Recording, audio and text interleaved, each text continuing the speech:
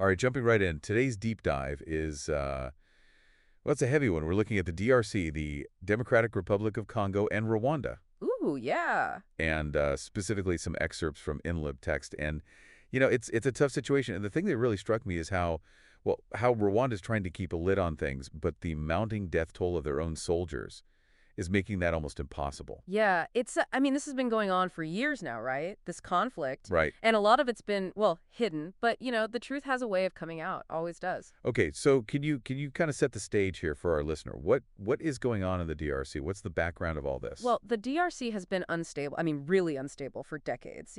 They gained independence in 1960, but it's been just constant violence and conflict ever since. Right.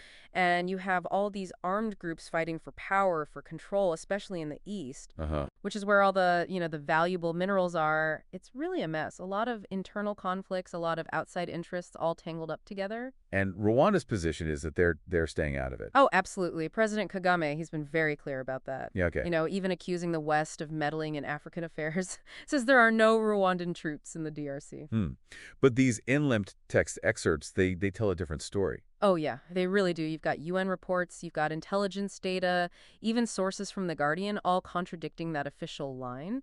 And they all point to a pretty significant Rwandan military presence in the DRC. We're talking thousands of casualties. Wow. And it's not just like, rumors, right? No, no, not at all. They've got satellite images, they've got photos showing this huge surge in burials at the Kanombe military cemetery in Kigali. Okay. At least 600 new graves since this M23 rebel group, since they popped up 3 years ago. It's one thing to read a report and see, casualty numbers, but that's pretty hard hitting. Yeah, makes it pretty hard for Rwanda to deny, doesn't it? Seeing all those graves. Right, right. And it's not just the satellite images. There are reports of mass graves inside the DRC filled with Rwandan soldiers. So those families back home, they get an empty coffin. Oh, wow. It's just awful. That's terrible. Now, you keep mentioning this M23 group.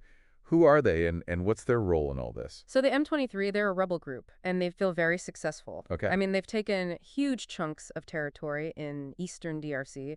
We're talking almost half the size of Rwanda itself. Wow. But here's the thing. All the evidence suggests that they're not just some, independent group. They're being controlled, basically, by the Rwandan army. So Rwanda's using them, the M23, as a stand-in to get what they want in the DRC, but still look, innocent on the world stage. Exactly. Pretty clever, but brutal. And the cost, the human cost, is it's devastating. And just to give you an example, the battle for Goma back in January the 27th, at least 2,900 people were killed, according to the UN. And that's just one battle. Right, right. And then there's all the wounded. The military hospital in Kigali, it's overwhelmed. They can't handle it all. There are reports that the morgue is overflowing. So all of this, I mean, it's all adding up. It's becoming harder and harder for Rwanda to hide what they're doing. Yeah, yeah. What do you think the wider impact of this is going to be? Well, we're already seeing some changes. Some of Rwanda's allies, countries like France, the United States, they're starting to take a harder line. Okay. They're questioning Rwanda's role in all this openly. And there's this crisis summit coming up in Dar es Salaam in Tanzania. Uh-huh. And the Congolese president, Tshisekedi, he's going to be there, and he's planning to confront Rwanda directly.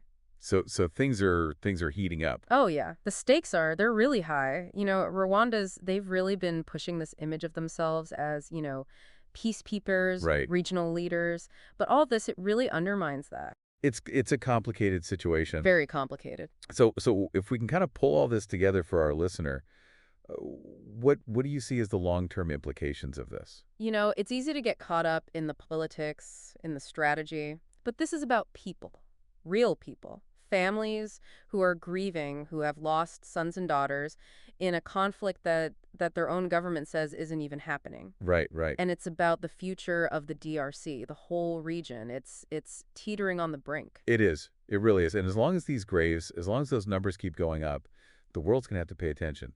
So a final thought for our listener, and this is something to really think about as this all plays out. With the truth, with it becoming so much harder to hide, will Rwanda actually change course? Or are they going to double down? Are they going to dig in even deeper? It's a good question. It's a question we're all going to have to see the answer to. Yeah. Thanks for joining me today. You got it. It's been a tough topic, but an important one, and we'll keep following it as it develops. Thanks for listening. Sistar 10.